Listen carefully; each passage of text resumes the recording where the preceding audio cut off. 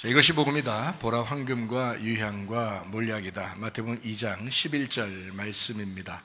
집에 들어가 아기와 그의 어머니 마리아가 함께 있는 것을 보고 엎드려 아기께 경배하고 보배합을 열어 황금과 유향과 몰약을 예물로 드리니라. 아멘. 우리 구약의 복음 한번 보죠. 이사야 53장 5절 말씀입니다. 주님이 찔리신 것은 우리 허물 때문입니다. 주님이 상하신 것은 우리 죄악 때문입니다. 주님이 징계를 받음으로 우리는 평화를 누리게 되었고, 주님이 채찍에 맞아서 우리는 나음을 얻게 되었습니다. 순전히 우리 때문에 예수님이 그렇게 감당하셨다라는 말입니다. 고린도서 6장 2절 말씀 보니까 보라 지금이라 했습니다. 은혜 받을 만한 것도 구원받는 것도 다 지금입니다. 그러므로 지금 말씀 듣는 것이 중요하다. 그래서 지금 우리는 날마다가 우리 지금이죠. 그 말씀을 지금 듣는 겁니다.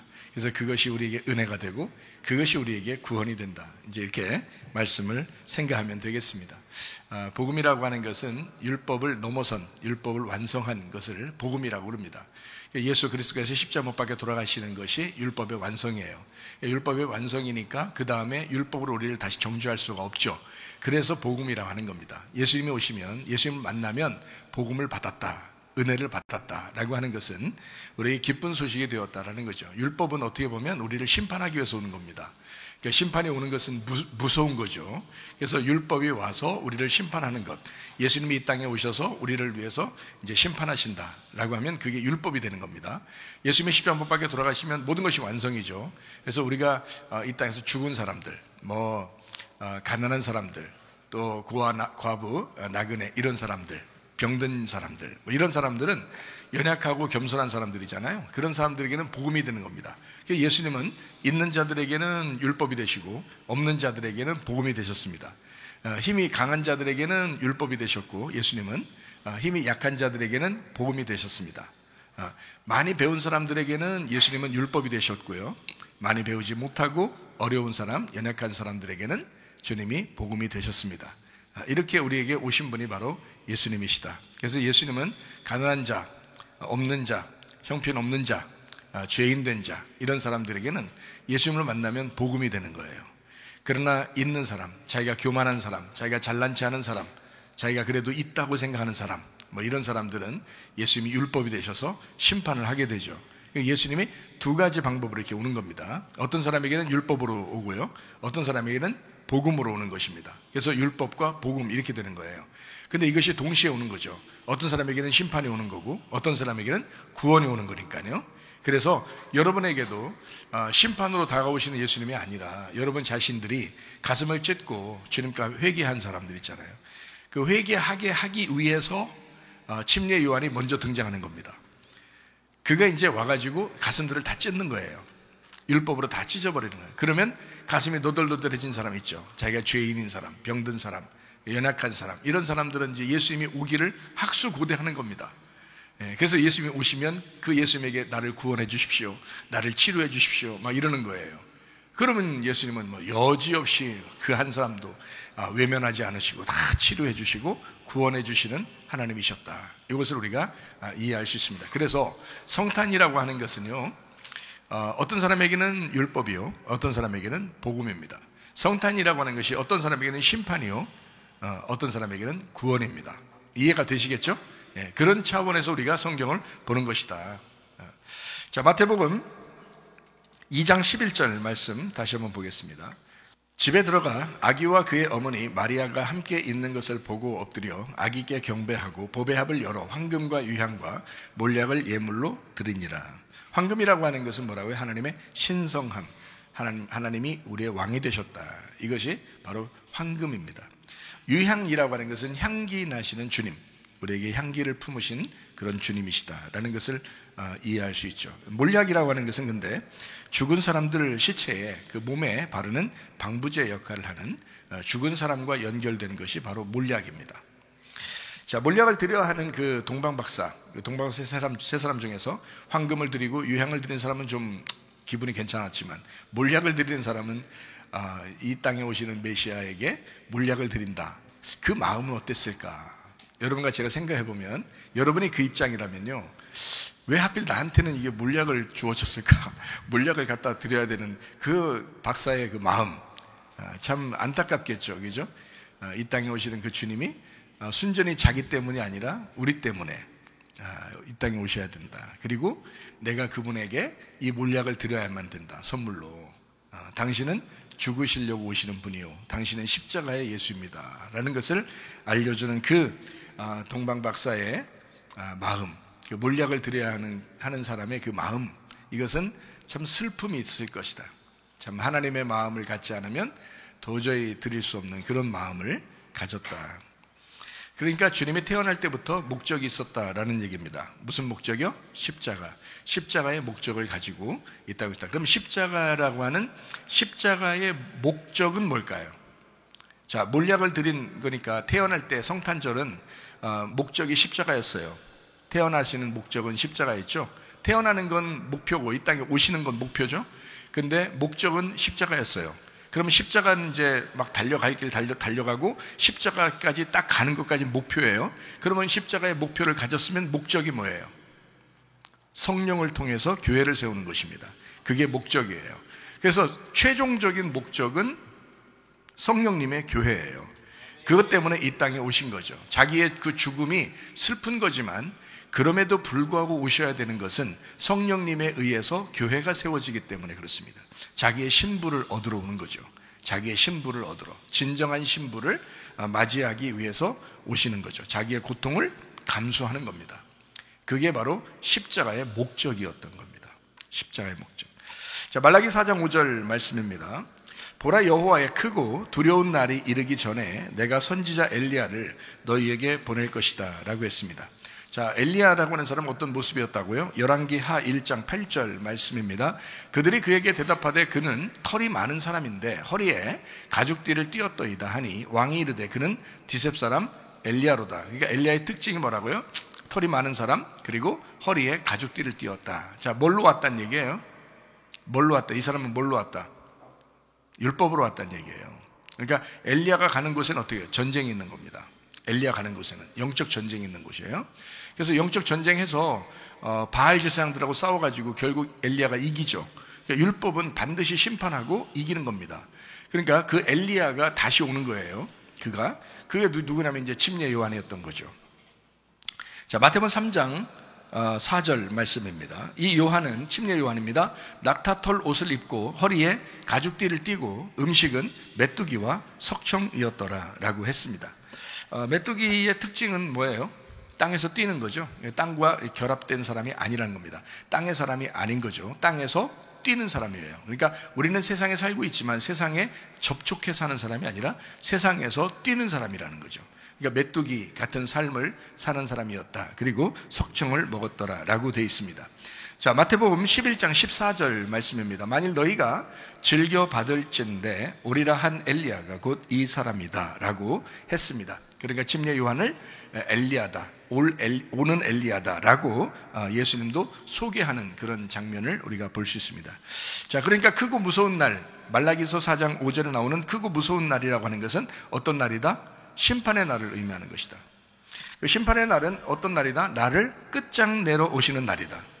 나를 끝장내러 오시는 날이 어떤 날이다? 예수님의 성탄절이다. 자, 무슨 말인지 아시겠죠? 예, 그러니까 크고 무서운 날이 임하기 전에 엘리야가 오는 거고, 크고 무서운 날이 임하기 전에 침례 요한이 오는 거니까 침례 요한이 오고 그 다음에 예수님이 등장하잖아요. 그러면 나를 끝장내시는 날이라는 거죠. 그러니까 예수님의 그 탄생은 그 목적을 가지고 있었다. 어떤 목적? 나를 끝장내는 목적을 가지고 있다. 그러니까 예수님이 십자가 못 박혀 돌아가시는 것이 주님의 목적이죠. 탄생하는 목적이죠. 그 십자가 못 박히는 것은 누구 때문이에요? 나 때문이잖아요. 그러면 결국 내가 죽어야 하는 그 자리에 예수님이 죽기 위해서잖아요. 그러면 결국엔 누가 죽어야 된다는 거예요? 내가 죽어야 된다는 거예요. 예수님은 죽었는데 내가 안 죽었어. 그러면 안 되는 거죠. 예수님이 죽었으면 나도 같이 죽었어야 된다는 거지, 거기에. 그래서 결국에는 나를 끝장내는, 내가 죽어야 하는 날, 그게 예수님의 성탄절이다. 그 목적이 그렇다는 거죠. 십자가의 죽음입니다. 예수님의 성탄절은 십자가의 죽음이었다. 나를 끝장내는, 그리고 내가 끝장나면 우리는 생명의 양식을 먹게 되는데, 생명의 양식, 그 풍성한 날이 바로 성탄절이다. 그래서 성탄절은 우리 기독교인들, 특별히 복음을 가진 사람들에게는 뭐 이런 육신의 양식도 풍부하게 있으면 좋은 거고요. 많이 먹으면 좋은 거죠. 어린아이들이 성탄절 되면 먹을 거 많으니까 기뻐하잖아요. 아무것도 모르고 기뻐하는 거죠. 근데 이제 그 사실을 아는 부모 입장에서는요. 자, 이런 말씀들을 아는 부모 입장에서는 이 날이 얼마나 크고 무서운 날이고 얼마나 이 심판의 날인가를 우리는 알고, 그 율법을 알고 복음을 맞이하는 사람들이에요. 그러니까 이걸 안단 말이에요. 그러니까 하나님 마음은, 예수님의 그 성탄을 통해서 하나님의 마음은 아주 찢어지시는 날이란 말이에요. 우리에게는 기쁜 날이지만 하늘에는 영광이요 땅에는 평화가 된다. 그러니까 너희들에겐 연합이고 너희들에겐 하나됨이고 너희들에겐 기쁨이지만, 그러나 하나님은 무거운 짐을 가진 날이다. 그게 성탄절이다. 이렇게 주님은 알고 있는 거죠. 그러니까 하나님은 그걸 아시니까. 마찬가지로 성탄절에 어린아이들은 뭣도 모르고 즐거워하겠죠.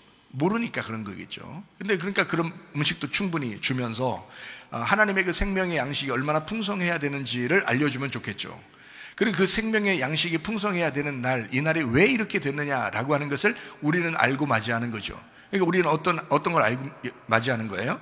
예수님의 그 십자가 때문에, 그 죽음 때문에 우리가 복음을 알게 되었다. 생명의 양식을 먹는 날이 되었다. 우리가 내가 끝장나니까 생명의 양식을 사모하게 되었다. 이런 거죠.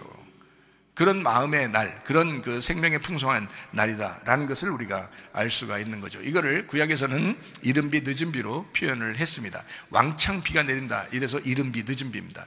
그러니까 이른 비 한번 왕창 내리고 늦은 비 한번 비가 왕창 내리는, 그 왕창 내리는 날을 이른 비 늦은 비라고 이야기하는 거예요. 그러니까 그게 뭐예요? 그게 생명의 양식이 풍성한, 하늘로서 내려오는 그 양식, 그 말씀이 풍성한 날이다. 그거를 주겠다. 그게 두 개의 날이라는 거죠. 그래서 신명기 11장 14절 말씀이, 여호와께서 너희의 땅에 이른 비 늦은 비를 적당한 때에, 이 적당한 때에 내리신다. 이거 말해 딱 알맞게, 다시 말하면 그 시간 맞춰서 내린다는 거예요. 그러니까 예수님이 오실 때 딱 오시는 거고 성령님이 오실 때 오시는 거예요. 딱 그 정해진 거라 이 말이에요. 그렇게 너희가 곡식과 포도주와 기름을 얻을 것이다 라고 했습니다. 생명의 양식이 풍성한 날이 될 것이다. 그날은 무슨 말인지 아시겠죠? 자, 예수님은 무섭고 두려운 날로 이 땅에 임하시는 겁니다. 그렇게 오셔서 나를 찢어버리면, 내가 죽으면 나에게 그 풍성함이 오게 되는 날이다. 그날이 이른 비와 늦은 비다 이거예요.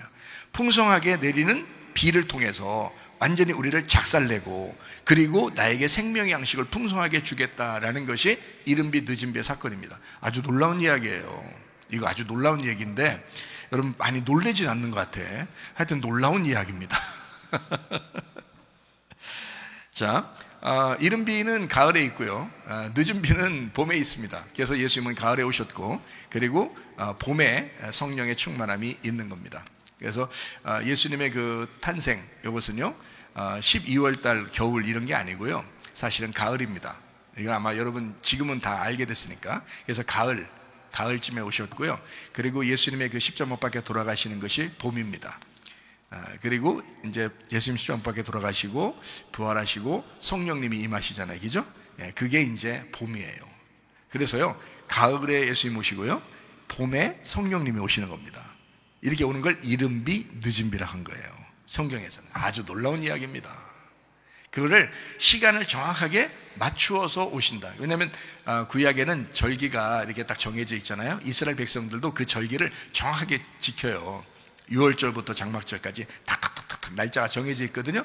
그거를 오버하지 않고, 그거를 탁 미스나지 않고 딱 그대로 이른 비 늦은 비의 시간에 오신다라는 것이 정해져 있어요, 성경에. 그래서 예수님이 오시는 것도 정해져 오는 거고, 성령님이 오시는 것도 정해져서 오는 거예요. 그래서 오순절날 성령 충만이 임하는 겁니다. 그게 오순절이에요. 그러니까 결국 보면 이른 비가 늦은 비잖아요. 그러니까 6월절도 오순절도 예수님의 탄생도 장막절도 다 같은 거예요. 그러니까 장막절도 오순절도 6월절도 오순절도 같은 거예요. 성탄도 부활도 장막절도 다 같은 거란 말이에요. 그게 다 하나다. 그래서 성탄절, 그리고 성령 충만이 있는 성령 충만의 날, 이것도 다 같은 것이다. 자, 신명기 32장 2절 말씀입니다. 내 교훈은 비처럼 내리고 내 말은 이슬처럼 맺히나니 연한 풀 위에 가는 비 같고 채소 위에 단비 같도다. 가을비, 봄비, 성탄절, 오순절 이런 말입니다. 주의 말씀은 소나기같이 임할 것이다 라는 그런 말이죠. 왕창 임한다. 잔잔하게 율법적으로 이렇게 오시던 그런 이슬 같은 그런 것도 있지만 이른 비 늦은 비로 왕창 예수님이 오시고 성령 충만히 오시고 이렇게 말씀적으로 오신다라는 것을 이야기하는 것입니다. 그러니까 성탄은 십자가의 죽음이었습니다. 그것이 성탄이었습니다. 하나님의 가슴이 찢어지는 날이옵니다. 그날이 성찬입니다. 그러니까 그거를 우리가 이제 어릴 때는 모르고 막 즐거워하는 날이었지만 우리가 나이가 먹고 말씀을 알게 되면 가슴이 찢어지는 날, 하나님께서 가슴이 찢어지는 날이었구나 라는 것을 알게 되죠. 근데 하나님의 가슴을 더 많이 찢어놓는 놈들이 있어요. 그게 어떤 사람은 이 세상에 성탄절이라고 흥청망청 돌아다니고 노는 사람들, 이게 하나님의 가슴을 달걀게 찢어 다시 찢어놓는 사람들이에요. 그러면 안 된다는 거죠. 이날은 절대적으로 하나님 앞에 예수 그리스도를 기억하면서 예배하는 날이 되셔야 합니다. 그렇게 그 예수님을 기억하는 날, 그 예수님을 기억하고 예배하는 날이 돼야 된다, 이겁니다. 자, 6월절 어린 양 되신 예수님, 오순절 성령 충만한 예수님, 똑같은 거죠. 가장 어두울 때 오는 거죠. 가장 어두울 때 그 밤에 오순절 성령 충만이 임하고요. 그리고 가장 어두울 때 그 6월절 어린 양 예수님이 죽으시는 것입니다. 똑같아요. 6월절 어린 양 예수님도 그 밤에 죽으셔서 그 사람들을 살리는 거죠. 그 문설주에 피를 발라가지고 살리는 거고요. 오순절 성령 충만회 때도 사람들은 어찌할꼬 우리가 어찌하면 좋겠느냐라고 자기들의 가슴을 치고 회개하는 자들에게 하나님께서는 구원을 베풀었습니다. 그러니까 그들이 막 진짜 회개하고 슬퍼하는 사람들, 그 사람들에게 오순절날 성령 충만해서 그날 구원받은 사람이 3,000명이 되었다라는 것을 우리는 알 수 있습니다. 하늘에는 영광입니다. 땅에는 평화입니다. 하늘에는 하나님께서 무거운 짐을 지셨다는 말이고요. 이 땅에서는 예수 그리스도 안에서 서로 하나가 되었다, 서로 연합하게 되었다, 드디어 하나 되었다, 서로 사랑하게 되었다라는 그런 말씀입니다. 자, 교만한 내가 여전히 교만하면 겸손하신 예수님하고 늘 전쟁하게 되고 늘 싸우게 됩니다. 그러나 내가 만약에 겸손하게 되면 겸손하신 예수님과 하나가 되는 것입니다. 그 연합하고 하나 되는 평화, 그것이 천국이다. 이걸 에이레네라 이렇게 말합니다. 음란한 내가 거룩하신 하나님하고 하나 되지 못하죠. 그래서 서로 싸우게 되면 이걸 전쟁이라고 그러고요. 이거를 하나님께서는 이 음란한 나를 심판할 수밖에 없는 겁니다. 그러나 내가 만약에 거룩해지면 하나님의 거룩함과 나의 거룩함이 하나가 되죠. 서로 연합하고 천국을 이루죠. 평안합니다. 그것이 바로 에이레네입니다. 그것이 땅에는 평화라는 거죠. 땅에는 평화. 하늘에는 무거운 짐을 졌다. 이유는 뭐냐? 너를 거룩하게 만들려고. 그 하나님의 영광, 그 무거운 짐을 지셨다. 이유는 뭐냐? 너를 겸손하게 만들려고. 그래야 하나님하고 하나 될 수 있으니까. 그러면 우리에게 보험이 되는 것입니다. 그러나 만약에 우리가 하나님과 하나 되지 못하고 교만하고 여전히 음란하게 되면 여전히 전쟁이 있습니다. 심판이 있습니다. 그러면 크고 무서운 날이 우리에게 임하는 것이다, 이런 말입니다. 자, 거짓말하는 내가 진실한 하나님하고 만약에 내가 거짓말 계속한다면 반대가 되고 전쟁하고 싸우게 되죠. 그러나 진실한 하나님하고 내가 진실하게 된다면, 그러면 거짓말하는 내가 패배하고 진실한 내가 돼서 하나님이 진실한 그 진리와 내가 하나가 된다면 이건 연합이요 평안이요 천국입니다. 이거를 에이레네라 이렇게 말씀하는 겁니다. 여러분 어떤 사람 되길 원합니까? 여러분은 여러분 자신이 하나님과 반대가 돼서 사탄처럼 반대가 돼서 하나님하고 여전히 전쟁하고 여전히 싸우고 여러분 승질대로 살고 여러분 뜻대로 살고 여러분 생각대로 사는 그런 사람으로 살겠습니까? 아니면 진짜 하나님의 성품을 닮아 그 하나님과 닮아가는, 그 하나님과 동행하는, 그래서 하나님 앞에 하나님이 거룩하니 나도 거룩하고 하나님께서 진실하니 나도 진실하고 하나님께서 겸손하시니 나도 겸손하게 그렇게 살아가려는 그런 사람들입니까? 어떤 사람으로 살기를 원하십니까? 우리가 주님의 성품을 닮으면 그리스도와 예수와 하나 될 것입니다. 그러나 만약에 우리가 거짓으로 살게 되고 음란으로 살게 되고 교만으로 살게 되면 하나님하고 전쟁해야 될 것입니다. 그러나 하나님은 절대 패배하지 않습니다. 왜? 예수님이 십자가 못 박혀 돌아가셨거든요. 그 십자가가 여러분을 심판할 것입니다. 그러면요 크고 무서운 날이 여러분에게 임하게 될 것입니다. 어떻게 말씀을 다시 정리하고 마치도록 하겠습니다. 말씀을 다시 정리합니다. 말라기 4장 5절 말씀입니다. 보라, 여호와의 크고 두려운 날이 이르기 전에 내가 선지자 엘리야를 너희에게 보낼 것이다 라고 했습니다. 자, 열왕기하 1장 8절 말씀 뭐라고요? 그들이 그에게 대답해 그는 털이 많은 사람인데 허리에 가죽띠를 띠었다. 왕이 이르되 그는 디셉 사람 엘리야다. 마태복음 3장 4절 말씀, 요한은, 침례 요한은 낙타털 옷을 입고 허리에 가죽띠를 띠고 음식은 메뚜기와 석청이었다. 똑같은 얘기죠. 엘리야와 침례 요한이 같은 사람이었다라는 그런 말입니다. 마태복음 11장 14절 말씀이요, 만일 너희가 즐겨받을지니 오리라 한 엘리야가 곧 이 사람이다. 딱 찍어서 설명해 줍니다. 침례 요한이 엘리야야 라고 예수님은 이야기한 거죠. 자, 그럼 우리가 말라기 4장 5절 6절을 한번 같이 보겠습니다. 보라, 여호와의 크고 두려운 날이 이르기 전에 내가 선지자 엘리야를 너희에게 보내리니 그가 아버지의 마음을 자녀에게로 돌이키게 하고 자녀들의 마음을 그들의 아버지에게로 돌이키게 하리라. 돌이키지 아니하면 두렵건대 내가 와서 저주로 그 땅을 칠까 하노라 하시니라. 자, 율법의 말씀이죠. 율법이라고 하는 것은 네가 돌이키라고 했을 때 돌이키지 아니하면 율법이라는 거예요. 돌이키지 아니하면 심판하겠다. 그러니까 저주가 임할 것이다. 돌이키면 회복되는 거지만 돌이키지 아니하면 저주가 임할 것이다. 자, 돌이킨다는 말이 뭐예요? 돌이킨다는 거 회개입니다. 회개예요. 철저하게 회개하면 너 괜찮을 거야. 근데 회개하지 아니하면 너 저주받을 것이다. 이런 말이거든요.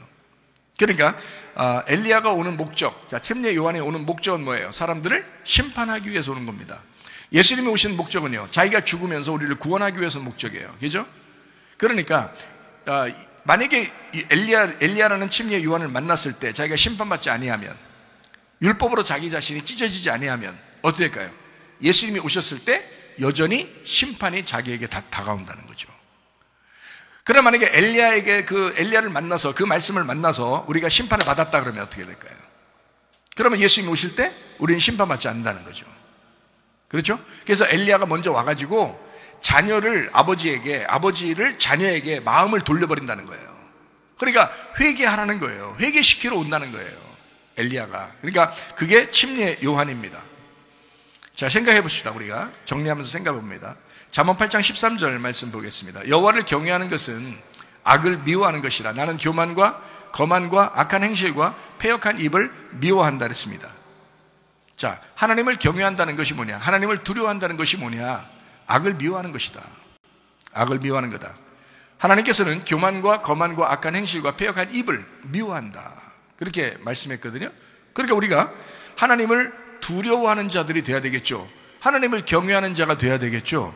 그런 사람이 하나님의 기념책에 기록된다라는 거죠. 그래서 사무엘하 6장 2절 말씀 보니까 뭐라고 되냐면, 다윗이 일어나 자기와 함께 있는 모든 사람과 더불어 바알레 유다로 가서 거기서 하나님의 궤를 메우려 하니 그 궤는 그룹들 사이에 좌정하신 만군의 여호와의 이름으로 불리는 것이라 라고 했습니다. 만군의 여호와의 이름이 뭐라고요? 언약궤. 언약궤가 뭐라고요? 만군의 여호와의 이름. 그러니까 그의 이름을 존중히 여기는, 하나님의 이름을 존중히 여기는 사람들, 하나님의 이름을 존중히 여기며 공경하는 사람들, 주님의 이름을 생각하는 그 사람들을 하나님께서는 기억하시고 하나님의 기념책에 기록할 것이다 라고 하는 것이 말라기 3장 16절입니다. 말라기 3장 16절, 그때에 여호와를 경외하는 자들이 피차에 말하매 여호와께서 그것을 분명히 들으시고 여호와를 경외하는 자와 그의 이름을 존중히 여기는 자를 위하여 여호와 앞에 있는 기념책에 기록하셨다. 자, 어떤 사람을 하나님의 책에 기록한다고요? 하나님을 두려워하는 사람, 악을 미워하고 하나님을 두려워하는 사람, 그리고 주님의 이름을 존중히 여기는 사람, 그 사람을 하나님의 책에 기록하겠다는 거예요. 여러분, 아무나 막 기록하는 게 아닙니다. 이 두 가지가 있어야 되는 거예요. 하나는 뭐냐? 하나님을 두려워해야 된다. 하나님을 두려워하고 주님의 이름을, 그 말씀을 존중히 여겨야 된다 하는 거예요. 여러분, 하나님 말씀 존중히 여긴다는 게 얼마나 중요한 것이 아십니까?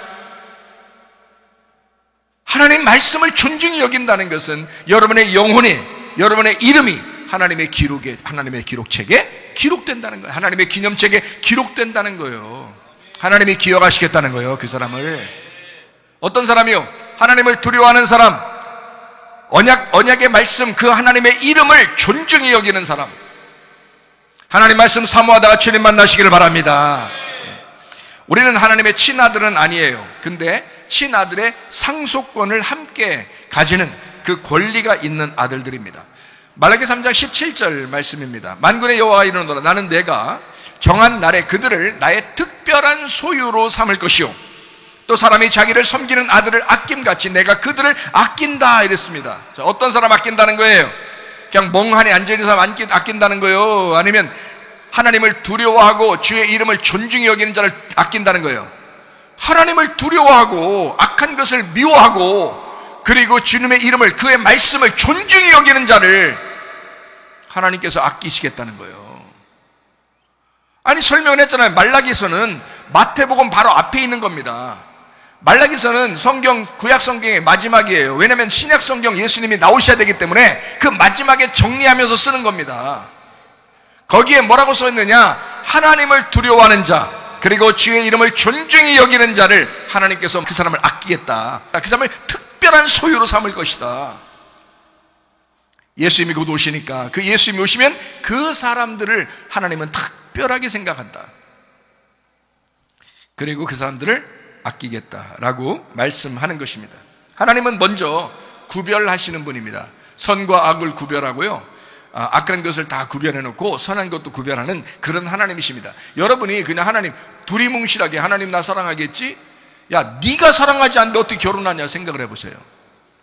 결혼이라고 하는 것은 양쪽 다 사랑한다고 해야 결혼하는 거잖아요.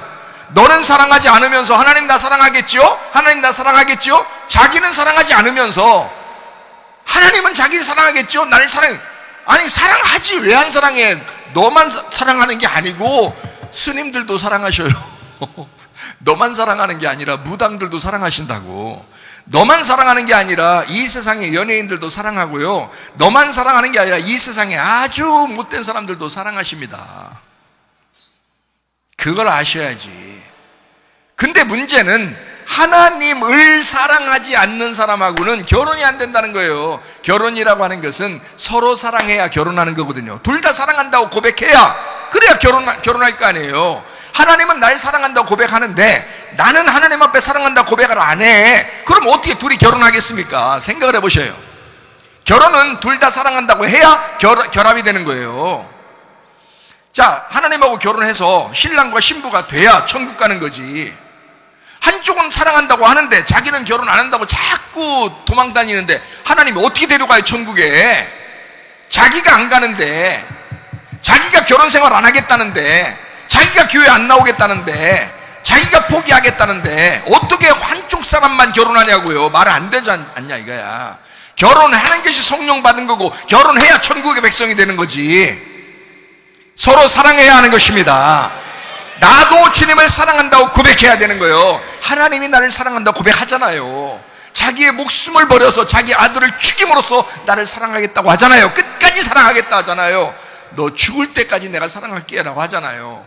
그러면 꼭 죽을 때 가서 고백할 거예요? 갑자기 돌아가시면 어떡할게요? 미리부터 고백하셔. 사랑한다고. 미리부터. 얼마나 감사해요. 미리부터 고백하시는 거야. 주님, 내가 사랑합니다. 내가 주님을 놓지 않겠습니다. 주님 사랑하겠습니다. 얼마나 감사하냐 이거예요. 자, 그러니까 하나님은 먼저 우리를 구별하시는 거예요. 그러니까 하나님 쪽으로 마음을 돌리도록 일단 먼저 구별하셔요. 자, 말라기 3장 18절 말씀입니다. 그때 너희가 돌아와서 의인과 악인을 분별하고 하나님을 섬기는 자와 섬기지 아니하는 자를 분별하리라. 자, 먼저 구별하겠다는 겁니다. 선과 악을 구별하겠다는 겁니다. 그리고 난 다음에 하나로 연합시키는 거예요. 하나님은 먼저 갈라냅니다. 그리고 다시 하나가 되도록 만듭니다. 그러니까 여러분, 자식이 있어요. 그러면 자식이 잘못했을 때 부모가 안 혼내고 그냥 없던 일로 하자 이렇게 말합니까? 아니면 혼내고 다시 없던 일로 하자 그래요? 혼내고 없던 일로 하자 그래요. 진짜 아버지면 그렇게 한다는 거죠. 일단 혼내요. 아주 눈물 쏙 빠지게 혼냅니다. 그리고 나서 다시는 그렇게 하지 마라 그러죠. 그렇죠? 그냥 두리뭉실 넘어가는 건 아버지도 아니야. 그렇죠? 성경의 말씀은 그렇게 말씀한단 말이에요. 하나님은 반드시 우리의 아버지시라 반드시 징계하시는 하나님이시다. 반드시 징계하시고 그리고 돌아오라고 하는 거예요. 그리고 하나가 되자. 자, 반드시 분별하시고요, 먼저 구별하고 그 다음에 연합하여 하나가 되자 하는 것이 하나님의 마음입니다. 자, 하나님은 의인과 악인을 구별합니다. 하나님을 섬기는 자와 섬기지 않는 자를 구별합니다. 이렇게 구별을 먼저 하겠다는 것입니다. 여러분 어떤 사람입니까? 여러분 주님을 사랑합니까? 하나님이 여러분을 아낄 만큼 하나님을 두려워하는 그런 마음으로 살아갑니까? 그리고 하나님이 아낄 만큼 주님의 이름을 존중히 여기면서 살아갑니까? 어떤 사람입니까? 하나님 말씀을 정말 사모하는 자들 되셔야 하나님께서 여러분을 아끼시는 사람이 됩니다. 이건 분명합니다. 성경에 써놓고 구별하지도 않고 그냥 무조건 대충 사랑할게 이렇게 하진 않아요. 하나님이 그거 대충 사랑하는 건 모든 사람을 다 대충 사랑할 수 있습니다. 하나님은 다 사랑한다 그러잖아요. 다 돌아오기를 바란다잖아요. 그러나 돌아오는 사람은 몇 명 안 된다는 거죠. 하나님을 두려워하는 사람, 주님의 이름을 존중히 여기고 말씀을 사모하는 사람은 몇 명 안 된다는 겁니다. 이게 문제라는 거예요. 그러니까 저는 그게 부름받은 사람입니다. 교회 다니는 사람들에게 하나님에게 그 마음을 돌리도록 하는 엘리야와 같은 그런 사명, 침례 요한과 같은 그런 사명, 복음을 만나라고, 구원을 만나라고 그 앞서서 말하는 그 구원의 길을 준비하는 그런 사람이 바로 저입니다. 그러므로 여러분에게 이런 말씀들을 분명하게 말씀을 하는 거예요. 하나님은 우리를 먼저 구별합니다. 의인과 악인을, 선인과 악한 자를, 섬기는 자와 섬기지 않는 자를 구별한다 이렇게 말합니다. 우리도 분별력이 있어야 합니다. 그냥 두리뭉실 그냥 신앙생활 하는 게 아니라 우리도 분별력이 있어야 합니다. 마태복음 19장 28절 말씀입니다. 예수께서 이르시되 내가 진실로 너에게 이르노니 세상이 새롭게 되어 인자가 자기 영광의 보좌에 앉을 때에 나를 따르는 너희도 열두 보좌에 앉아 이스라엘 12지파를 심판하리라. 재판장 판사가 올바른 판단해야 하는 것처럼 우리도 분명한 분별력이 있어야 합니다. 고린도전서 6장 3절 말씀으로 이렇게 되어 있습니다. 우리가 천사를 판단할 것을 너희가 알지 못하느냐? 그러하거든 하물며 세상 일이랴. 우리는 어떤 사람이야? 천사도 심판할 만큼 우리가 그런 권한을 가진 사람이라는 거죠. 그러니 얼마나 분별력을 가지고 살아가야 되느냐? 어떤 사람이 그런 분별력을 했겠어요? 하나님을 두려워하고 악을 떠난 사람, 그리고 하나님의 말씀을 존중히 여기는 사람, 그런 사람들이 분별력을 갖고 살게 될 것이다. 자, 우리 말라기서 4장 1절 말씀을 또 돌아가서 한번 읽어보겠습니다. 만군의 여호와가 이르노라 보라 용광로 불같은 날이 이르리니 교만한 자와 악을 행하는 자는 다 지푸라기 같을 것이라 그 이르는 날에 그들을 살라 그 뿌리와 가지를 남기지 아니할 것이다 라고 했습니다. 무슨 말이에요? 무서운 날이 온다는 얘기입니다. 무서운 날이 올 것이다 이런 말이에요. 자, 생각해봐요. 우리가 이 말씀을 보면 이제 이렇게 막 용광로 같은 날이 올 것이다, 그냥 다 태워버린다, 막 이런 말씀을 보면 어떤 생각이 들어와요? 여러분이 이거는 어떤 날에 이루어질 거라고 생각됩니까? 주님의 재림의 날에 이런 날이 오지 않을까? 이 말은 주님의 재림을 생각하기 쉽습니다. 그렇죠? 근데 우리가 성경을 이제 좀 자세히 보면 좀 이해해야 되는데요. 근데 이 말씀은 여기 말라기 4장 1절에 있는 이 말씀은요, 굉장히 막 용광로 같이 막 불에 태워버리고 아주 심판해버리고 작살내버리겠다 막 이런 이야기인데, 사실은 이 말씀이 예수님의 성탄을 의미하는 겁니다. 예수님의 성탄을. 이제 여러분은 오늘 이제 말씀을 들으면서 이제 아셨겠죠? 야, 말씀이 이런 거였구나 라는 것을 조금 이해가 되죠. 성경을 정확하게 보면 이해가 됩니다. 이 말은 주님의 재림을 얘기하는 게 아니라 주님의 성탄을 의미하는 것입니다. 말라기 4장 2절 말씀이요, 내 이름을 경외하는 너희에게는 공의로운 해가 떠올라서 치료하는 광선을 비추리니 너희가 나가서 외양간에서 나온 송아지같이 뛰리라 라고 했습니다. 하나님을 경외하는 자, 의로운 태양이 떠올라 치유의 능력이 돼서 솟아오를 것이다. 자, 이 말은 어떤 사람에게 임한다? 자, 이거는 주님의 이름을 경외하는 자, 하나님을 두려워하는 자예요. 하나님의 이름을 존중히 여기는 자. 이런 사람 어떻게 했어요? 하나님이 아낀다고 했잖아요. 하나님이 그 사람을 아낀다고 그랬잖아. 그렇죠? 그러면 어떤 식으로 아끼는 거예요? 자, 그렇게 겸손하고 낮아진 사람은 하나님이 어떤 식으로 아낄 수 있을까? 자, 내가 죽을 것 같아요, 나는 죄인이에요, 나는 진짜 힘들어요, 이런 사람에게 누가 오신다고요? 예수님이 오시면 그 사람에게 복음이 된다고 했잖아요. 그런데 만약에 하나님을 계속 대적하고 자기가 의롭다고 그러고 자기는 좀 있다고 그러고 자기는 교만하고 막 많이 배웠다고 그러고 자기는 잘났다고 그러고 이런 사람도 어떻게 해요? 하나님이 오시면 완전히 부셔버리겠다는 거 아니에요. 그렇죠? 그러니까 이 두 가지가 똑같이 같이 나오는 게 예수님 오실 때라는 거예요. 예수님이 성탄하시면, 예수님의 거룩한 탄생을 성탄하시면 이런 일이 벌어진다. 악한 자들에게는 막 심판으로 다가와서 용광로처럼 완전히 태워버리는 날이 될 것이고, 어떤 사람에게는 막 진짜 의로운 태양이 떠오르듯이 막 치료하는 광선을 막 비칠 것이다. 이런 얘기예요. 이게 바로 예수님의 성탄을 의미하는 겁니다. 자, 예수님이 예수라는 이름이 어떤 단어예요? 구원자라는 단어입니다. 이게 치료자라는 단어입니다. 회복자라는 단어입니다. 예수가 오면 의로운 태양과 같이 막 떠올라서 막 솟아올라, 그리고 그들을 치료하는 광선이 될 것이다 라고 하는 것이 예수님을 이야기하는 거거든요. 예수님. 무슨 말인지 여기 말라기서를 이제 우리가 보니까 좀 이해가 되시겠죠, 그죠? 좀 우리가 좀 더 설명을 더 하겠습니다. 시편 37편 6절 말씀입니다. 내 의를 빛같이 나타내시며 내 공의를 정오의 빛같이 하시리로다. 자, 뭐예요? 주님입니다. 예수님이에요. 예수님에 대한 이야기를 하시는 겁니다. 의로운 예수님, 빛으로 오시는 예수님, 이걸 얘기하는 겁니다. 자, 그러면 우리가 말라기서를 또 한번 돌아가서 말라기 4장 3절을 한번 읽도록 하겠습니다. 또 너희가 악인을 밟을 것이니 그들이 내가 정한 날에 너희의 발바닥 밑에 재와 같으리라. 만군의 여호와의 말이니라. 악인을 짓밟으러 오시는 분이 누구라고요? 예수님이시라고요. 그러면 악인을 짓밟으니까 그 악인들에게는 예수님이 뭐 이렇게 좋으신 예수님이겠어요? 무서운 예수님이겠어요? 무서운 예수님이 되는 거죠. 그러니까 주님의 무서운 날이 임하기 전에 누가 오겠다 그랬어요? 무서운 날이 임하기 전에 누가 오겠다 그랬어요? 엘리야가 오겠다 그랬잖아요. 말라기 4장 5절 6절 말씀 금방 잊어버리신 건 아니죠. 적어도 보라, 여호와의 크고 두려운 날이 이르기 전에, 자, 크고 두려운 날이 이르기 전에 내가 선지자 엘리야를 너희에게 보낸다 그랬잖아요. 그러면 아버지의 마음을 자녀에게, 자녀의 마음을 아버지에게 돌이키게 만든다는 거예요. 회복시키겠다는 겁니다. 그렇죠? 먼저 뭐가 와야 된다? 율법이 와야 된다. 율법의 심판이 먼저 와야 된다. 그래서 예수님이라는 복음이 오기 전에, 그 치료자, 구원자, 회복자 예수님이 오시기 전에 먼저 엘리야가 찾아오게 된다. 먼저 침례 요한이 와야 된다, 이런 말이죠. 왜? 너를 찢기 위해서. 너를 찢어야, 그래야 예수님을 만나니까, 이런 얘기거든요. 자, 보세요. 그가 오면 아버지의 마음을 자식에게, 자식의 마음을 아버지에게 돌이켜 뭐 하라고? 어떻게 해야 된다고? 돌이키면 어떻게 된다고요? 땅이 저주받지 않도록 하게 하려고. 이미 예수님 오시기 전에 땅은 저주받았어요, 안 받았어요?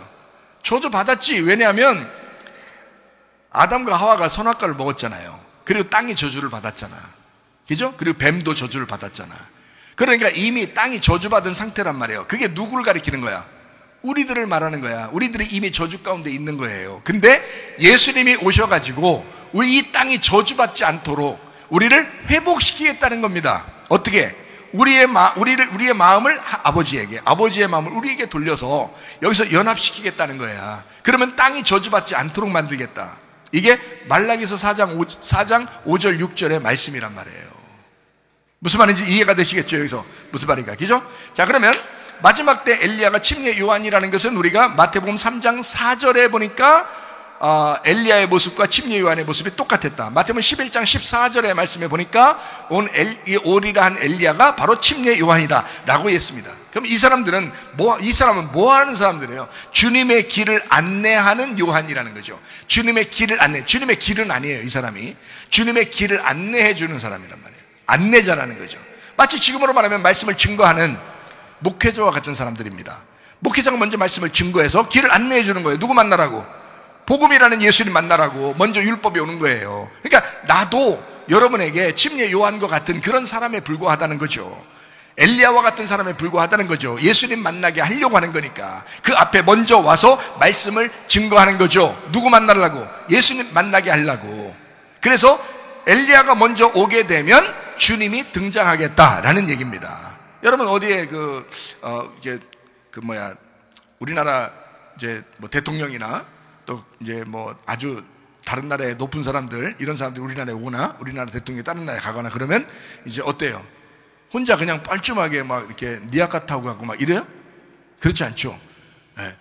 막 수행비서가 먼저 쫙 준비 다 해놓습니다. 그리고 미리 가서 다 타협을 합니다. 어떻게 만날 거냐, 뭐 할 거냐, 어떻게 할 거냐, 어떤 대접을 할 거냐, 이런 거 다 준비를 해놔요. 그래서 의전을 먼저 다 준비해 놓고요, 대통령은 딱 가가지고 이제 걸어가는 겁니다. 그죠? 카페트를 쫙 깔아놓고 거기서 딱 이제 걸어가는, 카페트 안 깔아놓고 그냥 신장로 길에다 자전거 타고 오라고 그러고 막 이러지 않잖아요. 그렇게 대통령을 그런 식으로 대우하지 않는단 말이에요. 이해가 되십니까? 무슨 말인가? 먼저 간 자가 미리 준비를 다 해놓는 거예요. 그리고서 왕은, 대통령은 딱 가가지고 이제 딱 가는 겁니다. 그 카페트 길을 쫙. 당신은 꽃길만 걸어서서 이렇게 되는 거죠. 네?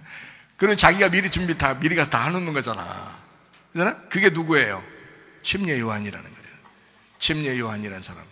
엘리야가 먼저 와서, 그 침례 요한이 먼저 와서 예수님 오시는 길을 쫙 준비하는 거예요. 당신은 이 길로 오셔야 합니다. 이 길을 가야 합니다. 율법으로 내가 부셔놓겠으니 그 부셔진 사람들에게 들어가소서. 내가 율법으로 부셔놓겠으니 당신은 그 사람들에게 안에 들어가소서. 그렇게 길을 깔아놓는 거예요. 그러면 이제 예수님이 그 길을 따라서 걸어가는 것입니다. 그 순서대로. 이해가 되시겠죠? 이게 이제 말라기 4장에 나오는 그런 이야기입니다. 자, 말라기 4장 5절 말씀입니다. 보라, 여호와의 크고 두려운 날이 이르기 전에 내가 선지자 엘리야를 너희에게 보낼 것이다. 주의 크고 무서운 날이 임하기 전에 엘리야가 온대요. 그러면 우리가 잘 생각해 봐요. 이제 말씀을 마치도록 하겠습니다. 말씀 정리합니다. 자, 그러면요, 말라기 4장 5절 6절 우리가 읽었잖아요.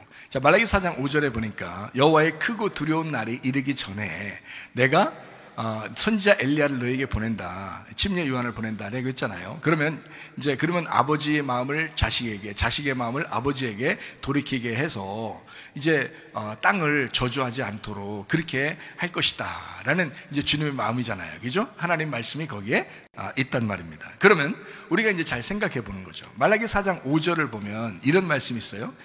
여호와의 크고 두려운 날에 이르기 전에. 자, 제가 이제 지금 읽으면서 계속 어떻게 해요? 여호와의 크고 두려운 날에 이르기 전에. 이 전에를 자꾸 이렇게 좀 강조했는데 좀 이해하셨나요? 제가 전에 이렇게 좀 했는데요. 전에 얘기했다는 얘기 아닙니다. 전에 얘기했다 그런 말이 아니라 보라, 여호와의 크고 두려운 날에 이르기 전에 이렇게 얘기했단 말이에요. 요거를 잘 생각해 보란 말이에요. 요거 한번 생각해 보세요. 그러면 엘리야가 온 이후에는, 무서운 날이 오기 전에는 이런 말인데요. 이게 지금 4장 5절이. 그런데 그러면 이런 무서운 날이 임할 때에는 이렇게 돼야 되잖아요. 반대로 하면 맞죠? 그러니까 무서운 날이 임하기 전에는 내가 간다. 그러니까 침례 요한이 간다는 얘기고, 그러면 침례 요한이 간 다음에, 침례 요한이 오고 난 이후에는 이게 뭐예요? 침례 요한이 오고 난 이후에는 어떻게 되겠다는 거예요? 자, 침례 요한이 올 때는 크고 무서운 날이 아직 준비된 거예요. 그래서 침례 요한이 오는 거거든요. 와가지고 무서운 날이 임하는 것을 알려주는 거예요. 그러면 침례 요한 오고 난 다음에는 이제 무슨 날이 오겠다는 거예요? 크고 무서운 날이 임하겠다는 거잖아요. 그죠? 침례 요한이 오고 나면, 자, 무서운 날이 오기 전에는 침례 요한이 오는 거고, 침례 요한이 오고 난 다음에는 무서운 날이 오겠다는 거예요. 여러분, 지금 제가 여러분에게 말씀을 증거하잖아요. 이때는 그래도 회개할 기회가 있는 겁니다. 그런데 이 이후에는, 말씀을 들은 이후에는 여러분의 영혼을 심판할 자가 찾아오신다는 거죠. 무슨 말인지 아시겠어요?